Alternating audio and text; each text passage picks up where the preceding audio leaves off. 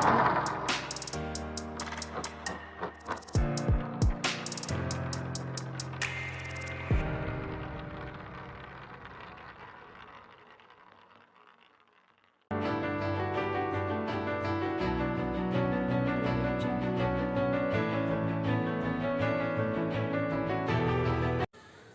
everyone, a very good morning. Hope you all are safe and staying healthy in this time of critical days. But let's all not forget to stay strong in prayers, and let's continue to pray that God will heal the world soon. So for today I have chosen chapter number 5, that is Invictus, because the title itself is very powerful and encouraging. And we shall go straight into the lesson, but before we go straight into the lesson, I would like to give a little background about this story. So the story revolves around South Africa during apartheid and its leader, Nelson Mandela, that fight against apartheid. So what is apartheid? Apartheid was an institutionalized racial segregation that existed in South Africa from 1948 until the early 1990s, and it was characterized by an authoritarian political culture based on white supremacy. South Africa back then was dominated politically, socially and economically by the nation's minority white population. It was Nelson Mandela, born on July 1819, a South African anti-apartheid revolutionary, political leader and philanthropist who fight against this apartheid. And in his fight against this apartheid, he spent many years in prison at Robben Island. So our lesson starts after Nelson Mandela comes from that Robben Island after spending 27 years. So after his release from the Robben Island, his immediate work was to bring an end, to put an end to apartheid and initiate the full democratic elections where the black majority of the South African people could vote. So he ran a race to the post of President of South Africa, and fortunately he won that race and came to office in the year 1994.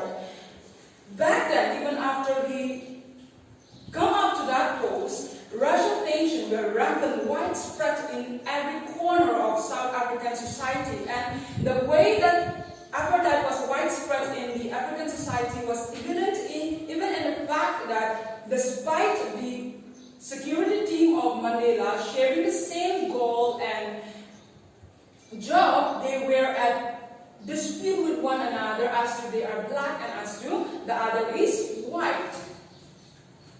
So seeing that, Mandela's immediate challenge was to bring the clashing black and white South African together for the betterment of the nation, tackling crime and unemployment, which was the country's most crucial problems back then.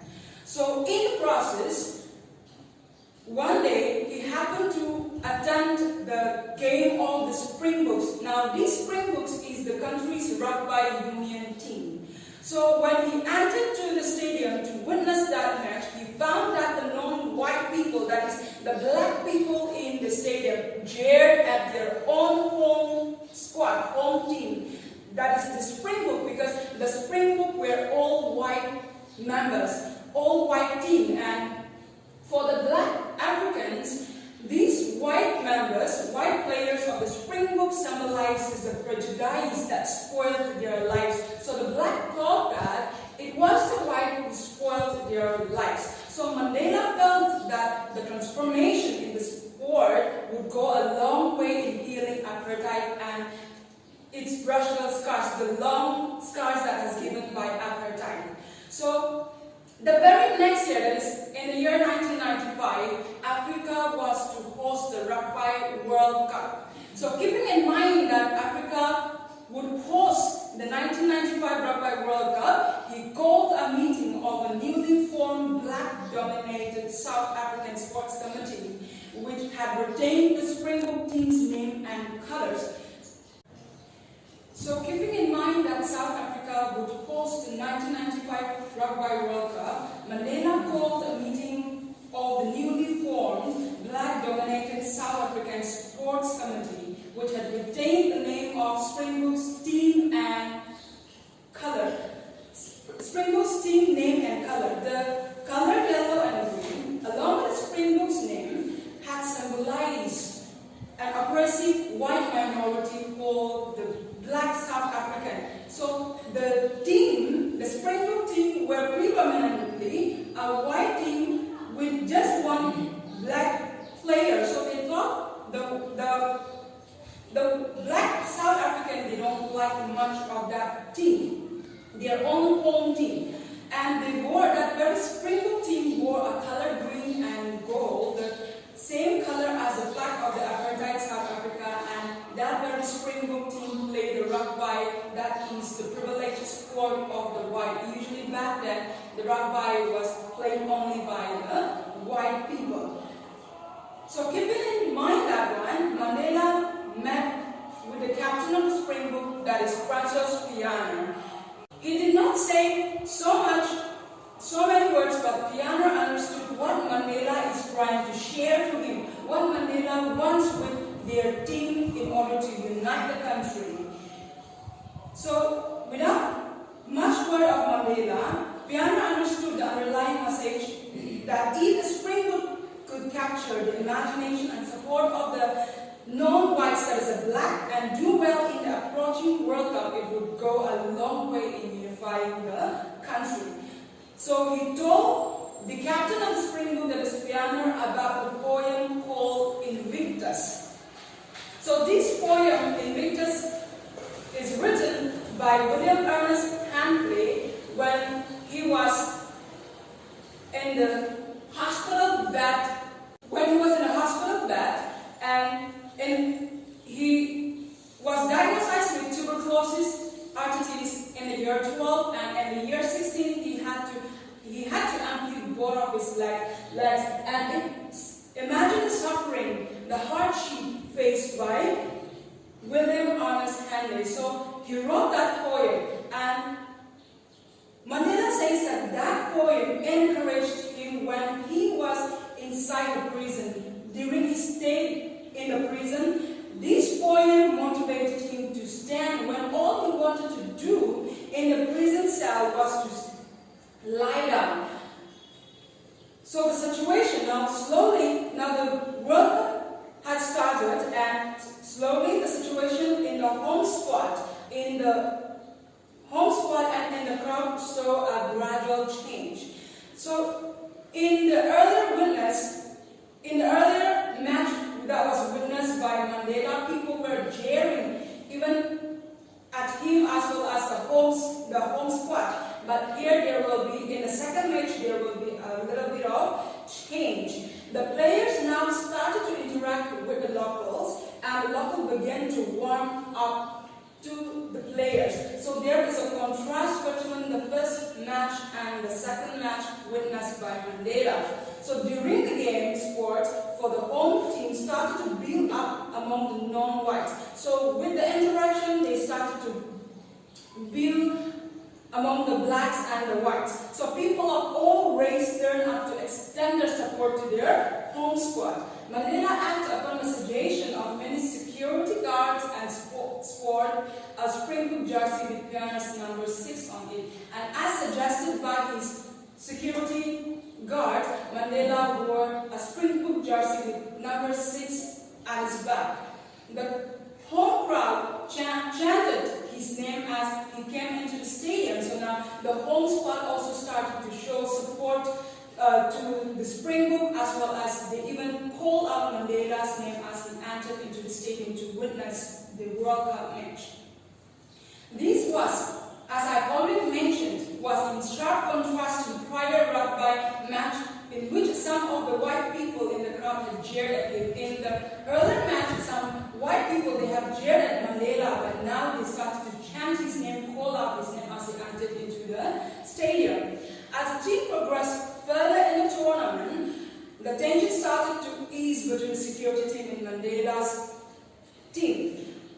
Support from the home team picked up as the black members threw off their hatred for the sport and together with the countrymen enthusiastically supported the national team. Now, the tension between the security team of Mandela started to ease from them, and they were supporting to their home team together. They started to throw off their hatred for one another, and they were supporting enthusiastically together to their home or to the national team, that is the Springboks.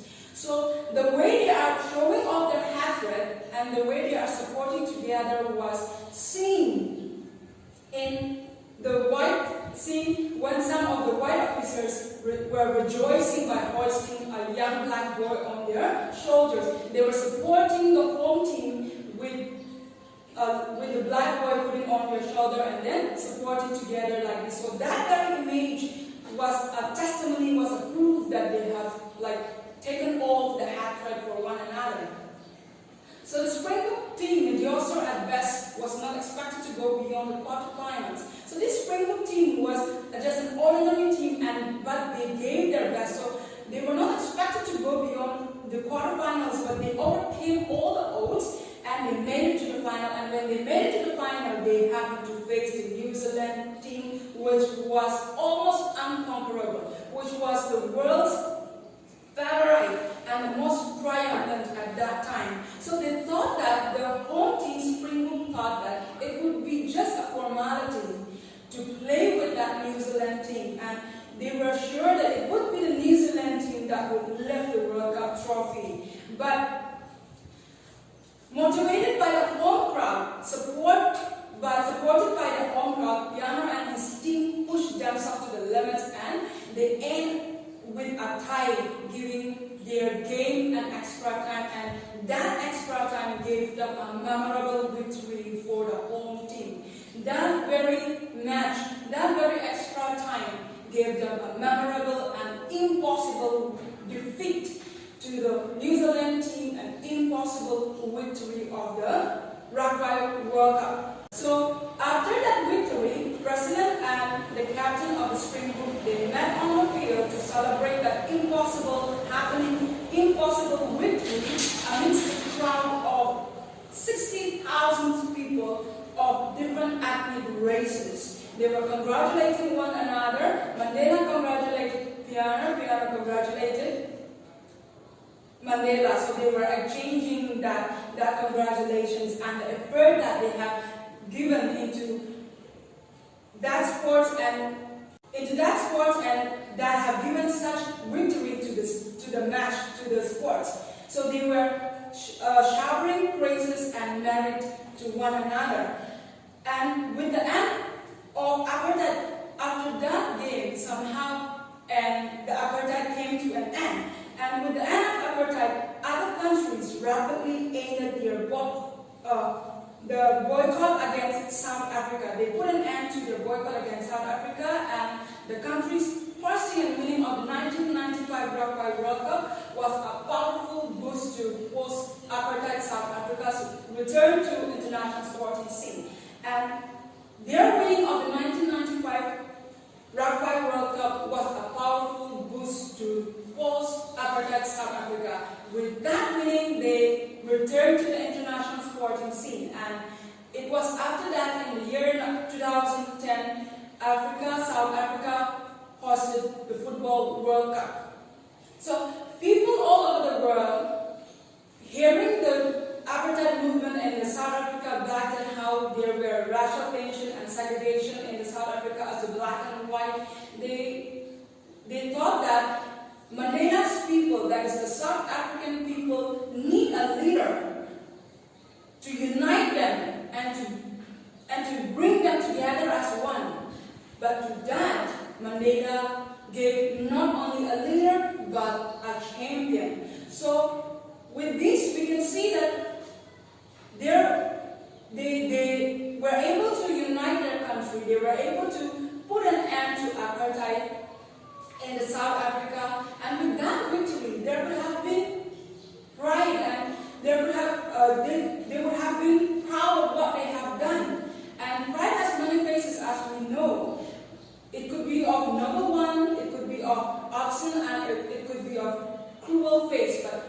Mandela chose the noble face, the noble pride, and then he rose above his condition, not only from his prison cell, but also in the struggle to unite his country, but also in the struggle to unite his black and white African together. That's all. Thank you. So with this, we come to the end of chapter number 5, that is Invictus. I hope you have learned. So don't just stop by watching or listening this video, but please go and take out your textbook and read the text. And also whenever you are free, please reflect back to the historical background of Mandela's life, as well as the apartheid movement in South Africa back then. And after going back and studying that, please work on some of the exercise from our textbook. That is C, in page number 84, C, think and write. Answer these questions. Number 1, people all over the world have said that Mandela's people needed a leader.